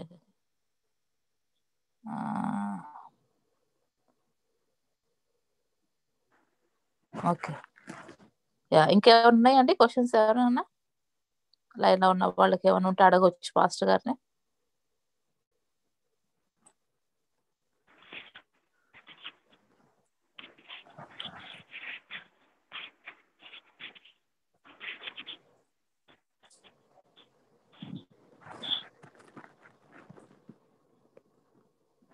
okay, ఇంకేం లేకపోతే మనం చిన్న ప్రార్థన చేసుకొని మనం ఏం చేసుకుందాము మరి ఈరోజు కార్యక్రమాన్ని. చాలా కృతజ్ఞతలు. మరి డాక్టర్ కమలా చిరంజీవి గారి టెస్టిమోనీలు, ఇంకా చాలా మంది కూడా మరి సాక్ష్యాలు పంచుకున్నారు. మరి స్పెషల్ గా మరి పాస్టర్ గేబ్రియల్ గారు ఇచ్చిన అద్భుతమైన మరి సాక్ష్యాన్ని బట్టి ఆయన చేసిన పరిచయం కూడా మనం జ్ఞాపకం చేసుకుంటూ తప్పకుండా మేము మీ గురించి ప్రార్థన చేస్తామండి. డాక్టర్ కమల గారు చెప్పిన ప్రేయర్ పాయింట్స్ విషయంలో కూడా మేము ప్రేయర్ చేస్తూ ఉంటాము. మరి ప్రార్థన అన్న ప్రకారాన్ని మరి నెహమ్యా ఒక వాల్స్ ని కట్టడానికి దేవుడు తన హృదయంలో భారాన్ని పెట్టారు. అట్లాగే ప్రార్థన ప్రాకారాలు, ప్రార్థన వాల్స్ ప్రతి కంట్రీ చుట్టూ, ప్రతి సిటీ చుట్టూ మరి కట్టాలి ఖచ్చితంగా. అది మరి మన అందరికీ కూడా దేవుడు ఇచ్చిన బాధ్యత. ప్రార్థన అన్న ప్రకారాన్ని కుటుంబాల చుట్టూ, కమ్యూనిటీస్ చుట్టూ, సిటీస్ చుట్టూ, మరి కంట్రీస్ చుట్టూ ఈ ప్రార్థన ప్రాకారాన్ని మనము కట్టే బాధ్యత దేవుడు మనకు అనుగ్రహించారు. మనం ఆ విధంగా ప్రార్థన చేస్తున్న కొలది ఇంకా మరి దైవ సేవకులు, మరి పరిచయం చేస్తున్న వారు, మరి ఎవరైతే ఉంటున్నారో వారందరూ కూడా మరి బలపరచబడుతూ, బలహీనులు కాకుండా వారు బలపరచబడుతూ వారు దేవుని పరిచయం కొనసాగుతూ ఆ విధంగా మరి సంఘం ఎత్తబడే ఆ యొక్క కార్యక్రమాన్ని దేవుడు త్వరగా దేవుడు మొదలు పెడతారు. ఆ విధంగా ఇదిగో నేను త్వరగా వస్తున్నాను అని సెలవిచ్చిన ప్రకారంగా మరి ఇమీడియట్ గా స్టార్ట్ అవ్వడం జరుగుతుంది అక్కడి నుంచి యేసుక్రీస్తు ప్రభువారు. మరి ఆ విధంగా మనందరం కూడా మరి ఏక హృదయం, ఏక మనసు, ఏక తాత్పర్యంతో మరి ఒక్కొక్క ప్రాంతాల నుండి ఈ రోజు కనెక్ట్ అయినారు. అందరం కూడా ఇలా సార్వత్రిక సంఘం ఏకం కాబట్టి మనందరం కూడా ఆ విధంగా ఉండాలి. మరి చిన్న ప్రార్థన చేసుకుందామండి. లైన్ లో జాయిన్ అయిన వాళ్ళు మనము అందరం ఏకీభవిద్దాం. ప్రతి ఒక్కరు కూడా లైన్ లో ఉన్న మనందరం కూడా ఏకీభవిద్దాం. పరిశుద్ధుడమైన తండ్రి, మహోన్నతుడమైన ప్రభా, ఇదిగోనైనా ఇప్పటి వరకు నైనా మీరు మాతో ఉన్న విధానాన్ని బట్టి మీకు కృతజ్ఞతాస్తులు చెల్లిస్తున్నాం ప్రభా. యేసయ్య, ఇదిగో తండ్రి మమ్మల్ని సజీవ లెక్కలో జ్ఞాపకం చేసుకున్నారు ప్రభా. నాయన మరి ఈ దినాన ప్రభా మరి మీ కృపను బట్టి మేము సజీవ లెక్కలో ఉన్నాం నాయన ప్రభా. ఎన్నో రకాలుగా ప్రభా మరి మా జీవితంలో తండ్రి ఈ సంవత్సరం అంతా ముఖ్యంగా నాయన భయంకరమైన తెగులునైనా మరి భూలోకంలోనైనా మరి ఉంటుండగా తండ్రి నాయన మా యొక్క తెగుల నుండి నాయన ఒక అద్భుతమైన కాపుదలను నాయన మీరు మాకు దయచేసి ఉన్నారు ప్రభా. ఇదిగో మా కుటుంబాన్ని సజీవ లెక్కలో జ్ఞాపకం చేసుకున్నారు తండ్రి. ప్రభా ఇదిగో అది కేవలం మీ కృప, మీ కనికరమే నాయన. ప్రభా మా చుట్టూ ఒక అగ్ని, కంచెక అగ్ని ప్రాకారంగా మీరు ఉన్నారు తండ్రి. దేవదూతలను మీరు మాకు పరిచారకులుగా నియమించి ఉన్నారు ప్రభా. ఇదిగో మీ పాదములకు రాయ తగలకుండా వారిని తమ చేతుల మీద ఎత్తి పట్టుకుందని మీరు సెలవిస్తున్నారు ప్రభా. అటువంటి గొప్ప ఆధిక్యతనని ఎంత కృప అంటే ప్రభా చెప్పలేం ప్రభా. అంత గొప్ప కృపతో మీరు మమ్మల్ని ఆవరించి ఉన్నారు అన్న ప్రభా. ఎంత గొప్ప దేవుడు నైనా. మేము మీ కృతజ్ఞత ఆస్తులు చెల్లిస్తున్నాం ప్రభా. మేము అందరము కూడా హృదయపూర్వకంగా మిమ్మల్ని స్తుతిస్తున్నాం, కనపరుస్తున్నాం ప్రభా. ఇదిగో తండ్రి అనేకుల్ని తూర్పు, పడమట, ఉత్తర, దక్షిణమును తీసుకొని వచ్చి ఇక్కడ ఎవరైతే బలపరచబడాలో మనం బలపరచమని, ఇక్కడ ఎవరైతే స్వస్థపరచబడాలో మనం స్వస్థపరచమని, దేవ డెలివరెన్స్ పొందుకోవడానికి ఇంకను ప్రభా మరి క్లిష్టమైన మరి భయంకరమైన సమస్యల నుండి వారు విడుదల పొందుకోవాలని తండ్రి మేము ప్రార్థించిన ప్రార్థనలనైనా ఈ సంవత్సరం అంతా మీరు ఆలకించి దేవ మరి జైన్ ప్రేయర్ మినిస్ట్రీ ద్వారా ప్రభా ఎన్నో ఆత్మల ప్రభా మీరు సముఖంలోనికి తీసుకొని వచ్చిన విధానాన్ని బట్టి దేవ మరి ఎంతో బలమైన పరిచయం మీరు కొనసాగించిన విధానాన్ని బట్టి మిమ్మల్ని స్తుతిస్తూ మీ నామాన్ని ఘనపరుస్తున్నాం దేవ. ఈ సంవత్సరంలోనైనా మరి మీరు నాకు అనుగ్రహించిన అద్భుతమైన వాగ్దానము మరి డిసెంబర్ నైనా మరి ఈ డిసెంబర్ 31వ తారీఖున ప్రభా మరి 2020లోనైనా మరి ఒక అద్భుతమైన ప్రామిస్ ని మీరు నాకు అనుగ్రహించున్నారు. I will love you, I will bless you and I will multiply you అన్నారు తండ్రి. మరి ఆ విధంగా తండ్రి మరి ప్రభా నన్ను మీరు ఆశీర్వదించినందుకు ప్రభా మరి యొక్క ప్రేయర్ టీమ్ లో ఉన్న మరి ప్రతి ఒక్కరు కూడా మరి ఎంతో మరి డెడికేటెడ్ గా ప్రభా తండ్రి మరి కరెక్ట్ గా సమయానికి లాగిన్ అవుతూ ప్రభా మరి ఎంతో మరి ఇదిగో భారభరితమైన ఆత్మతో ప్రభా మరి చేస్తున్న పరిచర్య నాయన ప్రభా. ఇదిగో తండ్రి మీరు చూస్తున్న దేవుడుగా మీరు ఉంటున్నారు నాయన. మరి తగిన సమయంలో మీరు మాకు బహుమతిని అనుగ్రహించే దేవుడుగా ఉంటున్నారు నాయన ప్రభా. ఇదిగో తండ్రి మరి జయన్ నాయన తమిళ్, ఇంగ్లీష్, హిందీ దేవా మరి తెలుగు లైన్స్ ద్వారా మీరు చేస్తున్న అద్భుతమైన పరిచర్యను బట్టి ప్రభా ఇక్కడ చేయబడిన ప్రార్థనల వైపు నేను చెవియొగ్గుతాను అని మీరు వాగ్దానం చేసి ఉన్నారు. ఆ విధంగా ప్రభా మా యొక్క ప్రార్థనలు మీరు చెవియొగ్గుతున్న విధానాన్ని బట్టి మీ కృతజ్ఞత ఆస్తులు, వందనములు, స్తుతులు, స్తోత్రములు చెల్లించుకొనిచున్నాను ప్రభా. ఇదిగో తండ్రి ప్రభా దేవానికి స్తోత్రం నాయన. డాక్టర్ కమల మరి చిరంజీవి గారు చేస్తున్న అద్భుతమైన పరిచర్యను మీరు దీవించి ఆశీర్వదించండి. మార్గాలు లేని చోట మార్గాన్ని కలుగజేసి ప్రభా ఇటువంటి సమయంలో ఇంకనూ బహుగా ఆశీర్వదించి అనేకులకు ఆశీర్వాదకరంగా ఉండడానికి తండ్రి నీ కృప నా బిడ్డకు దయచేయమయ్యా ప్రభా. నీకు స్తోత్రం నాయన. మరి ఐజియా పాస్టర్ గారు చేస్తున్న అద్భుతమైన పరిచర్యను మీరు దీవించి ఆశీర్వదించండి. ఇంకనూ ప్రభా ఆ బిడ్డను బలపరిచి నాయన బలహీనుడు కాకుండా తండ్రి బలపరిచి ప్రభా తండ్రి ఆ బిడ్డను అనేకులకి నాయన మరి సాక్షిగా ప్రభా మీ నామాన్ని మహింపరచుకోవడానికి ప్రభా అనేకులకి ఇన్స్పిరేషన్ గా ప్రభా అవును తండ్రి నాయన మాకు మంచి అవయవాలన్నీ కూడా చక్కగా పనిచేయుచున్నాయి ప్రభా.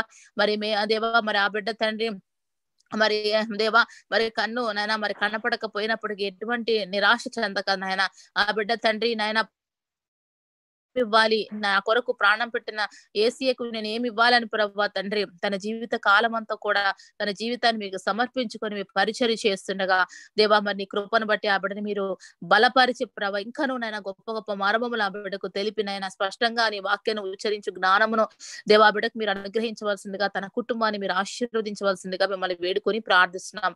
అదే విధంగా మేము జ్ఞాపకం చేసుకుంటున్నాం ఒడిశా ప్రాంతంలో, నార్త్ ప్రాంతంలో ఆ బిడ్డ తండ్రి చేస్తున్న పరిచర్యను మీరు జ్ఞాపకం చేసుకోండి నాయన ప్రభా. ఆ బిడ్డని మీరు ఆశీర్వదించండి నాయన. ఆ బిడ్డ చుట్టూ మీరు కంచె వేయండి తండ్రి. ఇదిగో ఆ బిడ్డ కుడి చేయి మీరు పట్టుకోండి నాయన ప్రభా. ఇదిగో తండ్రి ఆ బిడ్డ బలహీనుడు కాకుండా మీ కృప చూపించండి, కనికరం చూపించండి తండ్రి.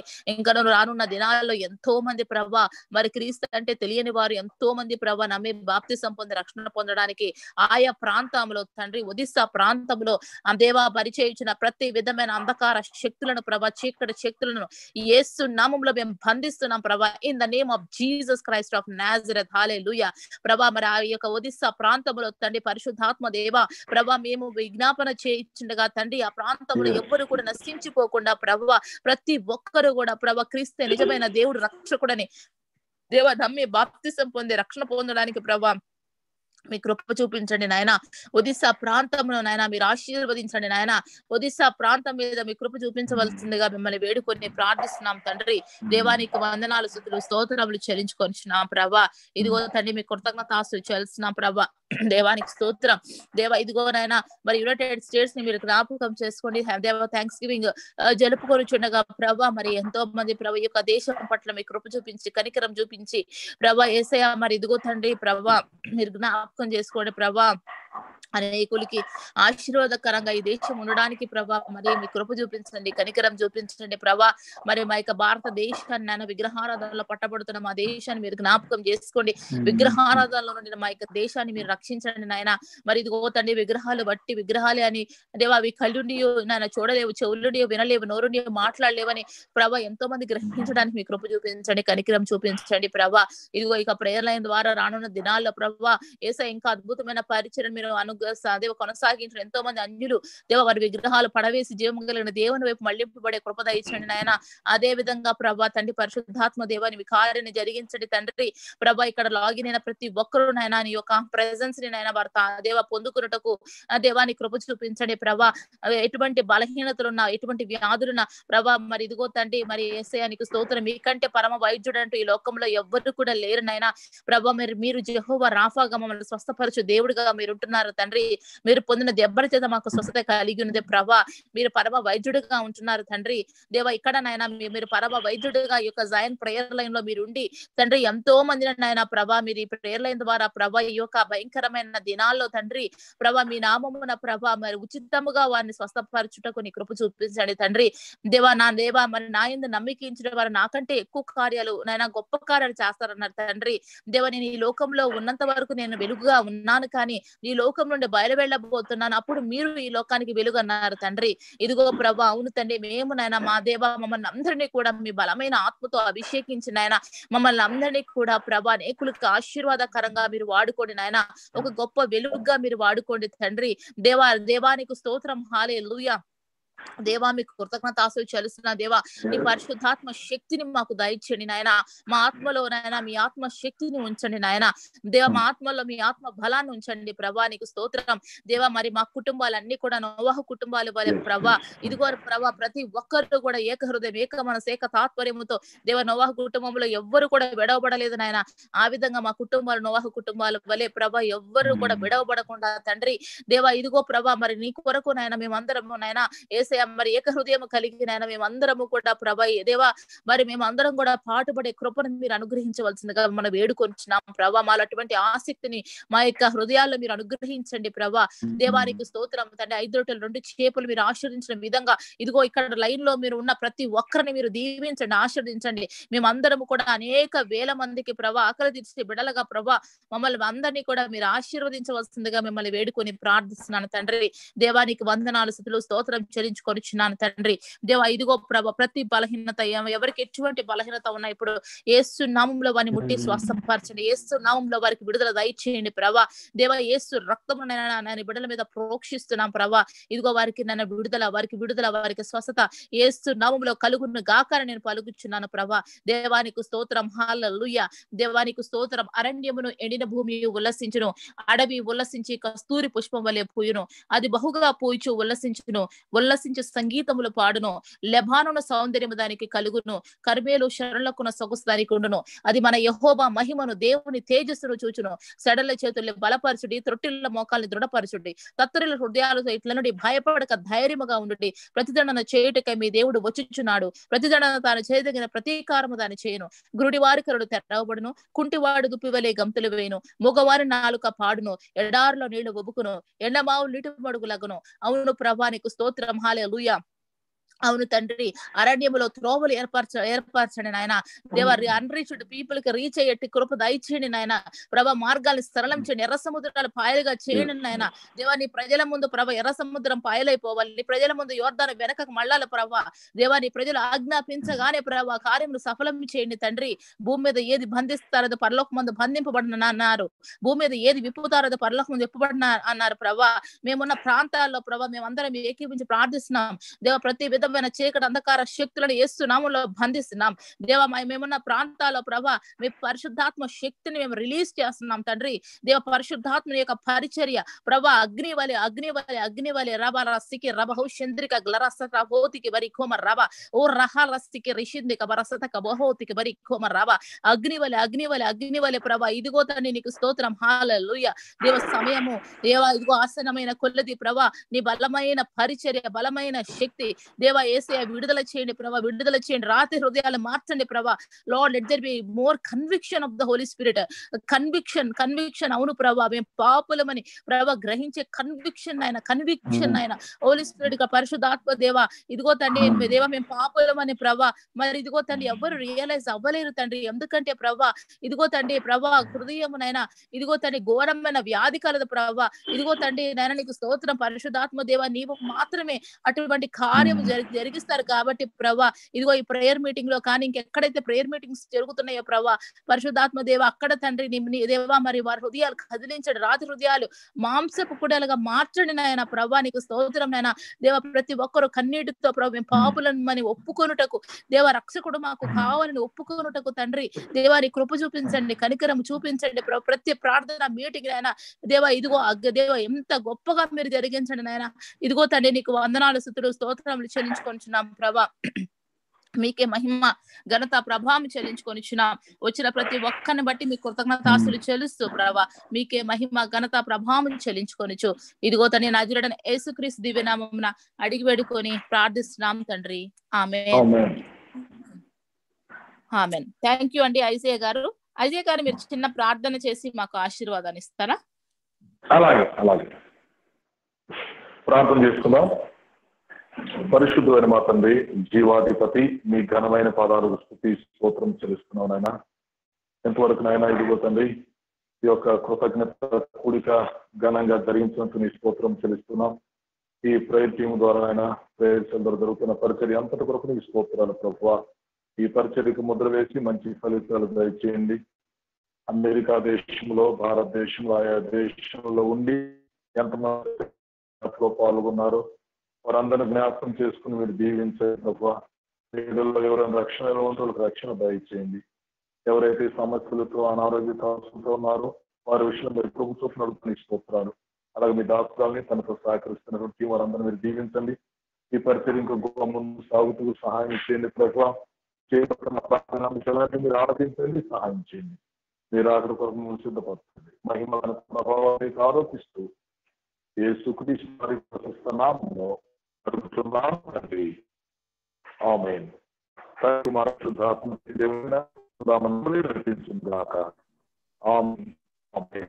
ఆమేన్. ఆమేన్. ఆమేన్. రూత్ సిస్టర్ ఏరోనిక్ బ్లెస్సింగ్ ఒకటి ఇస్తారా?